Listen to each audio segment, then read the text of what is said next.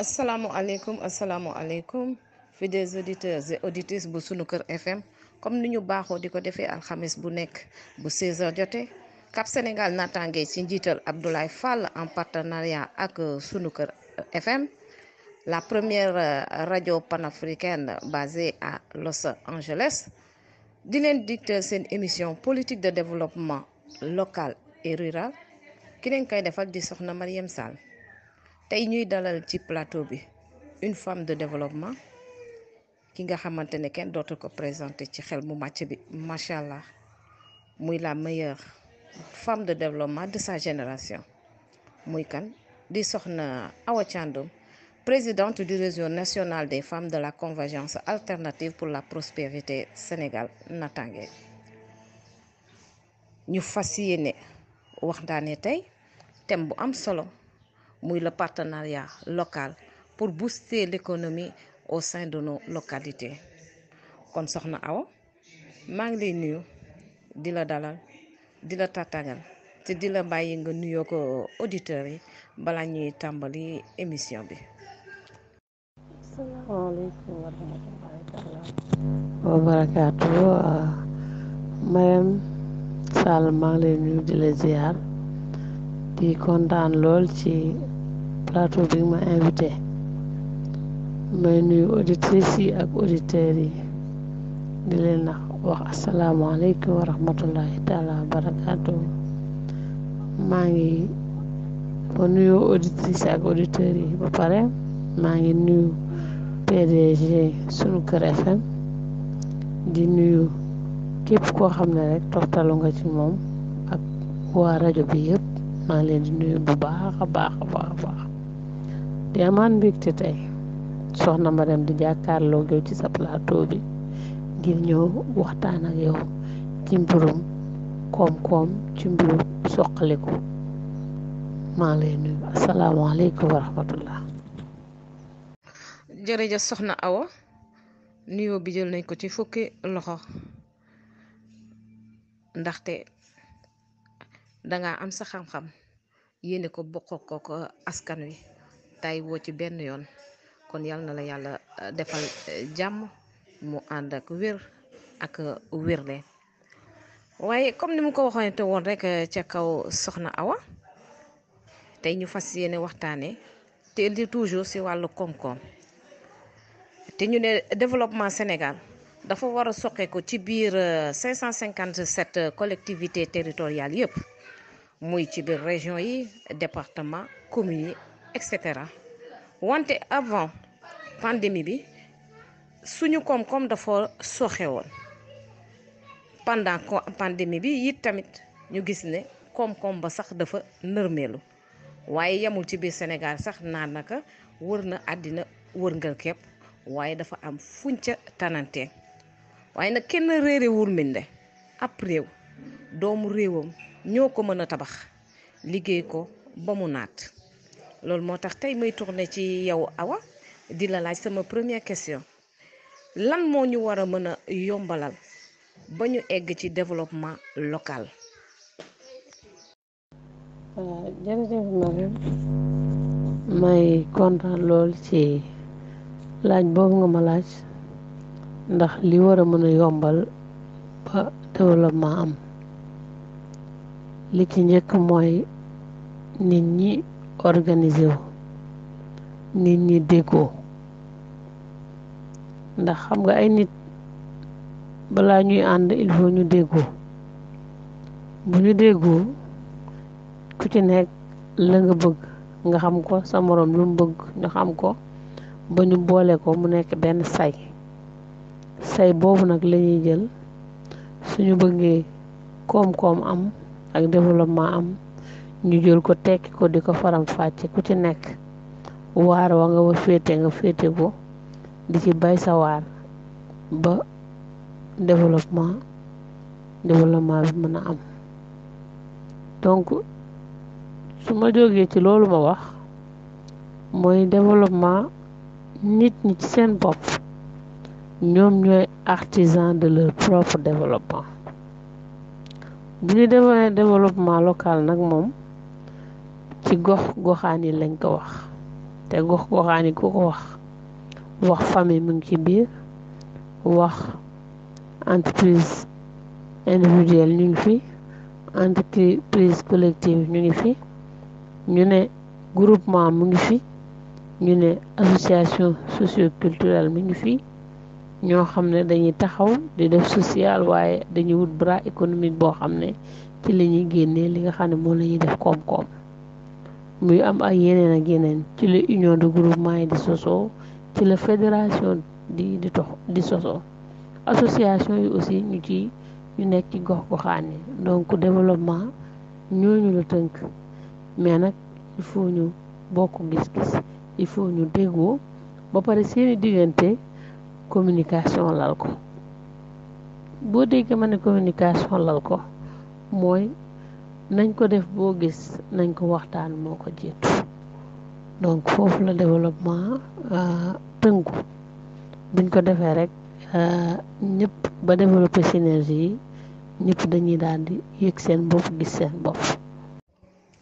jërëjëf Awa, kon nag organisation yëpp ya fa nekk war nañoo corrélé mu am communication ni nga ko waxee, comme ça mu yombalal leen liggéey bi fu bu ñu mën a egg fu ñu bëgg a egg ci wàllu koom-koom ñu yegg fa. kon nag mooy ëlbatiku tamit ma di la laaj ne la quelles sont les actions à mener pour booster l'économie locale, mooy yan xeetu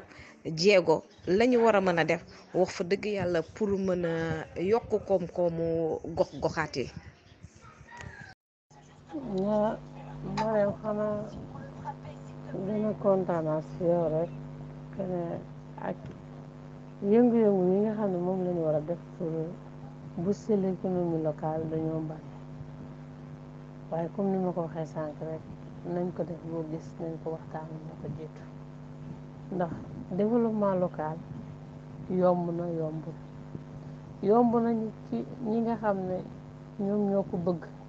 nekk ca gox ba bañ a réeroo ci leen juboo ànd nekk benn, lu am solo la ci. donc développement local boobu partenaires yi nga xam ne moom laa wax sànq, organisation yi bokkoon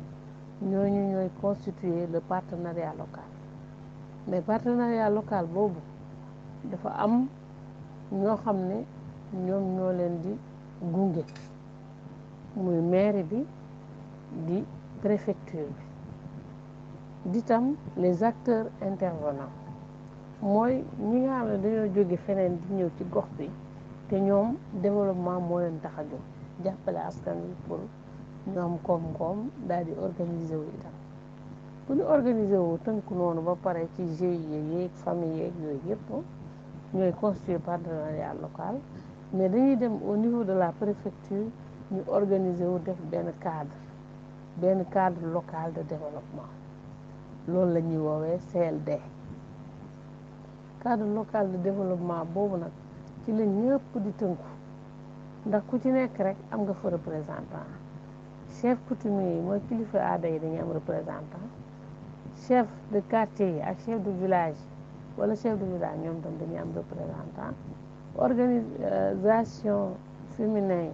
yi dañuy am ay représentant. ASC yi acteurs intervenants yi dañ leen di invité ñoom ñu dugg ci biir itam. loolu yëpp lépp nag ci askan wi, parce que ñooñu ñëpp aussi ci famille lañ jóge, ba nga xam ne ñoom suñu lëkkaloo ci CLD boobu dañuy def ay orientation stratégique yooyu orientation yi dañuy ay xàll yoo xam ne dañuy wax ne fii la ñu war a jaar ci wàllu activité génératrice de revenu, fii la ñu war a jaar pour organiser nit ñi, fii la ñu war a jaar pour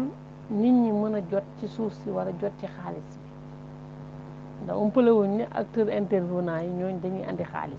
dañuy andi xam-xam andi xaalis, donc ñooñu aussi ci biir CLD boobu lañ bokk. su ko defee nag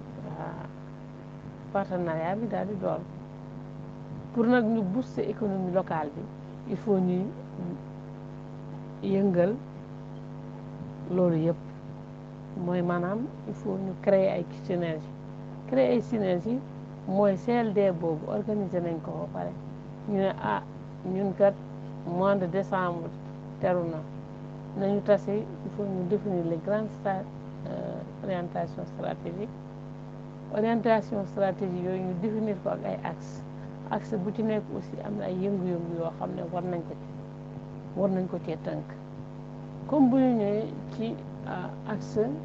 communication maanaam lan la ñu war a waxtaan ñu ne axe communication kat il faut ñu waxtaanee lu jëm ci wàllu nan la ñuy def xale yi il faut ñu waxtaan il faut nan la ñuy def prise en charge xanaa les femmes enceintes les femmes allaitantes wala nan la ñu mën a def ba jël la famille tout temps ci en charge ñu jógee ci loolu ñu ne activité génératrice de revenu la nag lan la ñu jógee ci loolu ñu ne yooyu yan tàggat tam moom lañ ko war a boole yooyu yëpp ci biir axe yi lay doon ci biir activité yi yoo xam ne dañ ko dëxañ ci stratégie ci benn axe stratégie ñu jógee ci loolu ñu ne am na leneen lu des am na beneen axe lañ génnee ku ñu génnee axe boobu tam ñu ne axe boobu yan yëngu-yëngu lañ ci war a def ñu ne yëngu-yëngu bii ak bii ak bii ak bii lañ ci war a def après ñu tënk ko yëngu bu laajee formation tàggat itam dañuy wax ne aussi il faut ñu tàggat bu ñu tàggatee mën a dérouler loolu mais yëngu-yëngu bu mu ci mënti doon tam il faut ñu évaluer coût bi coût matériel bi coût humain bi mooy maanaam ñi nga xam ne ñoom la ñuy responsabiliser pour activité boobu ba itam ñu ne coût financier bi ñaata la bu ñu évaluer coût yi ba pare nag dañ naan fan lañ ko war a jële yenn saa nga gis maire bi jóg ne man mën naa jël en charge jusqu'à hauteur de 80% activité bi beneen acteur intervenant ñëw ne activité bi kat mën naa cee jël 100% muy tàggat bi ak mise en œuvre activité ñu jógee ci loolu kii groupement de femmes yi ñoo tam ñu ne ñun mën nañoo jël activité bi en charge activité bi dinañ ko jël en charge waaye ñun kat dañoo soxla tàggat ci lii bu ñu soxlaa tàggat ci lii ba pare nag pour ñu wéyale yëngu-yëngu bi il faut ñu am koppar yooyu nag ñun dinañ génne ci suñu fin propre teg mais il faut ñu am leneen loo xam ne dinañ ko jëlee foofu nag toujours dañuy waxtaan fonds yi yenn saa yi mu yomb ci mairie bi fonds bi yenn saa yi mu yomb ci préfecture maanaam mu yombal diggante gox-goxaan ba ak benn projet étatique mu am lu mu jël en charge ci activité boobu ci yëngu-yëngu boobu yenn saa yi itam day laaj koppar boo xam ne dañ koy jëli feneen maanaam dañ koy jël comme bor bu boobaa organisation yi nga xam ne ñoom la concerné ñoom ñooy dem ci biir localité bi ci gox-goxaan bi banque bu fa am wala mutuelle bu fa am ñu lëkkaloo ak moom mu lebal leen xaalis ñu liggéey daal di fay comme par exemple ñu gis ne jigéen ñi kat dañoo sonn ci lu jëm ci wàllu xanaa soppali li nga xam ne moom la ñu bay comme par exemple machine soq ak machine wol ñu ne waaw mais pourquoi pas ñu wax am na ay acteurs yu fi nekk ñu laaj leen ba xam acteurs yi ne ñu ne mën nañ leen a wutal ay moulin ak ay décortiqueur mooy maanaam li nga xam ne moom mooy soq dugub bi moulin mooy li nga xam ne day wol concasseur bi mooy li nga xam ne day génne sànqal wala wóor ñu jógee ñu ne machine tégare il faut ñu am ko yooyu yëpp nag am na partenaires yoo xam ne dañuy naan yéen kat GPF yi groupement féminin yi évaluer leen yan besoin ngeen am ak yan gox lañ koy def ñu ne am nañu gox kat parce que groupement boo gis organisation boo gis am na feuille de route am ñu ne ñun kat bëgg nañ dëkk sangam ak dëkk sangam ñu def ko ay unité de production wu mil maanaam ay machines ñu installé fa benn partenaire ñëw ne man de mën naa leen a may machine mais nag fa ngeen koy def maanaam abri ba yéen a koy tabaxal seen bopp wàccee courant bi ne man mën naa leen a may machine may leen formation tàggat leen ki nga xam ne moom mooy wal ci machine donc kon xam nga partenariat local ci loolu la tënku il faut nit ñi ci seen bopp ñoom ñooy jóg organiser wu bu baax a baax organisation bu dëgër bu leer boo xam ne amul benn xanaa lu lëndëm ci lenn lu jafe-jafe amu ci lépp loo xam ne dañ koy gérer aussi gouvernance locale la ñuy wax. Gouvernance locale boo ko déggee mooy une gouvernance participative ñëpp ci bokk ba nga xam ne xaalis bi gis nga bu ñu demee ba ci biir kenn du waxati sax fan la jaar ak fan la dugg parce que ñëpp dañuy am information le même niveau d'information dañ koy am donc partenariat local loolu ci la nit ñi mën a xanaa jàpp pour booster l'économie locale. Économie locale boobu nag dafa bëri ay branche yi mooy lan mooy économie ci boppam dafa am niveau boo xam ne ci suuf la nekk le niveau micro boobu ci famille la nekk ci entreprise individuelle yi ci groupement yi loolu c'est micro ñoom ñooy yëngu ñi yëngu nag ñoom dañ koy teg ci fu bare dina jëm ci production maanaam wàllu mbay dina jëm ci transformation ci wàllu soppali dina jëm ci wàllu commercialisation loolu yëpp day nekk ay yëngu-yëngu yoo xam ne dañ koy def ci wàllu développement beneen bi ci des mooy ñoom suñu commercialiser aussi commercialisation fi ñu koy tënk mooy dañuy bay dundee ba pare bu ñu dindee li nga xam ne moom la ñu dundee ba pare ci kër yi dem leneen luy des loolu la ñuy transformer wala ñu jaay ko généralement bu ñuy jaay ñi nga xam ne dañoo bay dañ koy jël jaay ko groupement yi transformé indiwaat ko ci askan wi di ko jaay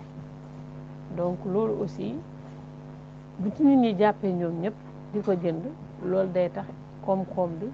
day am doole foofu ñu jëm ci wàllu sàmm bi aussi nit ñi jàppale leen ba nga xam ne sàmmkat yi produit yi ñuy génnee muy meew di soow muy gàtt yu ñuy yar ba mu mat a jaay askan wi aussi di ko jaay comme par exemple ñuy organiser ay fora local mooy ñu dajale bépp xanaa mala buy jaay ci dëkk ba muy nag muy bëy muy xar muy ginaar muy kinaara lépp ay fora lay doon yoo xam nit ñi dañ fay dem di yóbbu di jaay am ñuy jënd foofu tam dara dafay génne bu fa dara génnee aussi day dem ci famille mootaayu sàmmkat yi dem ci famille sàmmkat yi itam fumier bi nga xam ne mooy jur ci moom lay jóge ci kii yooyu ci mbala yooyu day dem directement ci baykat bi nga xam ne dafa bëgg tos donc toujours ma wax ne synergie mooy yor développement local partenariat local nag ci loolu la tënkoo ñëpp bu ñu groupé ñi nga xam ne ñoom ñooy intervenir ci biir gox-goxaan bi kooku la ñuy wax le partenariat local nag day am ñoo xam ne ay endogènes lañ mu ñu dëkk ci dëkk ba ak ñoo xam ne ay acteurs intervenants lañ donc soxna Marème ñu wax ne foofu li ñu gën a insister mooy multi acteur lu am solo la tey ci développement il faut multi acteur acteur yu bari ñooy seq mais toujours bu ñu demee ci gox-goxaan nekk regroupé wu ci biir comité local de développement mooy CLD buñ ci regroupé wu rek njuumte du am du mas a am te ñëpp dinañ gis seen bopp ci koom-koom ba pare ñuy ñaaxaat ñi nga xam ne ñoom ñoo dëkk ca gox ba te nekk ci biti à l'extérieur ñooñu itam nañuy faral di góorgóorlu dellu siwaat seen gox dellu siwaat seen gox bu dee dañoo am xaalis bu ñu financé ñu jël ko financé ko naam mën naa am sax loo xam ne activité productive la maanaam nga am xaalis dellu si ci sa gox créer fa ay poulailler créer ay emploi yoo xam ne ñoo lay toppatoo sa poulailler xam nga loolu création d'emploi am na booster nga l'économie locale ndax ñooñu nga jël nga leen di fay ñooñu jëriñu nañu ba pare loolu nga xam ne moom nga def ci dëkk ba foofu nga koy jaayee loolu tam mu génnee beneen koom-koom ndax di nga jaay yow nga yor sa xaalis mais restauratrice bi nga xam ne moom day jënd ganaar di jaay par ngoon ak ndékki ak reer moom tam di ciy gis boppam surtout sama mbokk jigéen ñi donc macha allah comme ni ma leen ko waxee rek partenariat local économie locale ñoom ñoo ànd ñoo bokk ndey baay. Donc pour booster l'économie locale il faut une vaste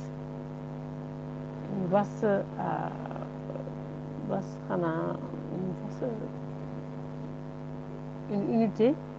mooy ñu bokk. Il faut un cadre local de développement boo xam ne ñoom ñoo koy sëkk ak une vaste concertation. Il faut muy am nit ñi il faut ñuy waxtaan koom-koom mënut a dem te waxtaan amul. Waxtaan dafa am solo ci askan, waxtaan dafa am solo ci ànd, waxtaan dafa am solo ci wàllu développement local ndax waxtaan fu mu am réeroo du fa am te nit ñi saa su ne dañuy gën a juboo. Kon soxna Marème loolu la amoon du ma lay dolli ci économie locale. Pour booster l'économie locale il faut daal nit ñi def li nga xam ne moom laa développé léegi. jërëjëf soxna Awa macha allah richeti na te jàngat bu mag génn na ci taataan nañu lu ñu mën kon nag lii ku ci jël rekk jëriñoo ko def ko sa feuille de route naam dina metti wala mu yéex wala du gaaw waaye it tamit di nga yegg fi nga bëgg a yegg te boo fa yeggee tamit dina am njariñ. Léegi Awa xanaa rek dernière fu mu ne nii def nga tuuru question yi dañu préparé woon ñaari question rek comme que temps bi naam dafa gàtt rek balaa ma lay bàyyi ma di la indiwaat ne la ci sensibilisation bi encore nga loo koy bàyyi looy bàyyi askan wi parce que gis nañu partenariat yi local ak yeneen xeetu partenariat lii mu mënti doon gis nañu ne durabilité bi day poser problème te xam naa ne yoon wi gudd na lool te bëri na banqaas waaye li gën a jafe mooy cadre local de développement boobu mooy CLD bi buñ ko xasee ba am ko ñu méngoolee seeni yëngu-yëngu te lépp nag ñu teg ko ñu tëkk ko ci communication xam naa ne réeroo du am te dinañu mën a def yoon wu gudd ndaxte partenariat local ak économie locale ñoom ñoo ànd. Léegi ma lay wax Awa lan ngay ñaaxaat askan wi lan ngay ñaaxaat organisation yi ba nga xamante ni bu ñu xasee ba am partenariat local boobu pour booster seen économie nan lañ koy def Awa téye ko ba nga xamante ne dina perdurer dans le temps et dans l'espace mu dem ba jural leen leneen ak leneen ba entrepreneuriat dugg gën a toog créer ay emploi macha allah parce que nag nit ki il faut nga bàyyi dara def dara soo amee dara yi tamit il faut nga gëmm ci dara bàyyi ko pour mën a egg fa nga jëm. Kon nag Awa boobu mooy rek dernier ñaax bi ma bëgg rek nga ñaax ko askan bi balaa ñuy tàggali ko. waaw soxna Mariam jërëjëf man lu may wax nit ñi rek toujours mooy nañ gëm seen bopp ndax boo gëmee sa bopp ci ngay jël ab yëngu-yëngu wala ab entreprise ubbi ko mu am réussite nga am ci li nga bëgg. Il faut nit ñi gëm seen bopp il faut aussi ñu bàyyi jéggaane bu bari bi jéggaane bi moo ko waxee mooy nañu xam ne ñun kenn duñu fekk suñu gox-goxaan di ñu développé déedéet ñun ñoo war a defar suñu développement développé suñu bopp. Donc nit ñi nañuy gën di góorgóorlu bu baax a baax di gëm seen bopp di lëkkaloo ci seen biir di jàppalante di booloo surtout booloo parce que booloo mooy doole te bu ngeen booloo itam ci la ñu bari di sawaree pour jàppale leen. Booloo bu ko nit ñi defee booloo mooy doole ci la nit ñi mën a am lu baree bari. Kon maa ngi ñaax ñëpp ñu jàpp ci partenariat local bi jàpp ci itam koom-koom bi nga xam ne moo nekk ci gox yi pour ñu gën a moom suñu bopp pour ñu mën a gis suñu bopp pour ñu mën a gën a mën a toog tamit suñu gox yi ndax génn aussi du nekk loo xam ne dafa yombul lool donc maa ngi wax daal nit ñi nañu gëm seen bopp ba pare jàpp ci li nga xam ne ñoom ñoo ko moom jàpp ci li nga xam ne aussi ñoom ñoo ko créé wala seeni morom ci biir ko xam ne ci seeni dëkk ñu créé ko nañ ci jàpp bu baax a baax. jërëjëf soxna Awa xanaa temps bi gàtt rek waaye amoon nañu yéene ndaxte toog ak yow ci plateau doo am envie mu jeex parce que dafay riche macha allah lépp li ngay wax ngëneel lay doon te lépp li ngay wax yokkute rek lañ ciy gis te ku ne yokkute ne naataange kon nag yal nañu yàlla may akum dégg akum topp te jàpp rek tëw a bàyyi kon Awa ñu bàyyi la nga tàggu auditeur sunu kër FM yi auditeurs yi nga xamante ne dañuy yàkkamte alxames jot ba ñu toog di la déglu macha allah kon ñu bàyyi la rek nga tàggatu kook ñoom ba alxames bi di ñëwaate incha allah rabbi ci beneen numéro. soxna Marème maa ngi lay sargal bu baax a baax a baax a baax Sall Ngaale di la gërëm di la sant ci plateau bi ma invité di gërëm waa sunu kër FM à travers PDG ak personnel am yëpp maa ngi leen di sargal bu baax a baax a baax di remercier bu baax auditrices yi ak auditeurs yi di leen wax ne kontaan naa lool ci yéen ci may gi ngeen ma may nopp di ma déglu bu baax a baax di ñaan yàlla na yàlla may dégg ak topp di leen ziaraat bu baax a baax di leen jox ci daje ci alxames bii di ñëw incha allah ci beneen thème ci développement local je vous remercie. jërëjëf soxna Awa ñu ngi lay sant di la gërëm ci sa taxawaay kon nag ñun ñoo amul sa fay yàlla mi am fay yàlla na la yàlla fayal boppam nekk comme ni ma ko waxee woon fidèles auditeurs et auditrices bu sunu kër FM émission bi tiré na à sa fin temps bi ñu mayoon jeex na xanaa kay rek ñuy bamtuwaat képp ku émission bi rëcc nga bëgg ko suivre ñu ngi lay ñaan nga dem YouTube nga suivre ko fa ku bëgg am rajo sunu kër FM yi tamit ñu ngi lay ñaax ne pour nga dem dugg YouTube télécharger rajo bi par Play Store ou App Store boo ko télécharger di nga mën à chaque fois di suivre suñuy émission ñu ne aussi tamit képp ku nga xamante ne bëgg nga ay information ci parti bi Cap Sénégal Natangué ñu ngi lay ñaan nga woote ci numéro bi 77 533 39 00 te ñu ngi leen di invité ngeen ñëw massivement découvrir ce merveilleux parti bi nga xamante ne askan wee ko ñor parti bi nga xamante ne koom-koomu réew mi moo ko ñor nag ci bépp fànn boo ko ci woowee rek ñu ngi ci taxaw di ci bay seen waar parce que parti bi xam na ci njiital Abdoulaye Fall xam na ne sénégalais yi ñoo ko moom te Sénégal nag pour mu mën a wax développement bi tax ñu wax ne développement doomu réew mi rek ñoo ko fa mën a eggal kon nag ay patriote lañu di tendre la main ay seen doomi ak seeni moromu patriote yi nekk Sénégal la porte vous sera grandement ouverte pour képp ku ci am lu la leer daal ñu ngi lay ñaan nga laal numéro boobu kon nag ñu ngi leen di jox dig daje ba jeudi incha allahu rabbi xam naa ne Awa bu ñëwee dina dajji waatu paquet bu bees tàq kon nag ñu ngi leen di tàggu jërëjëf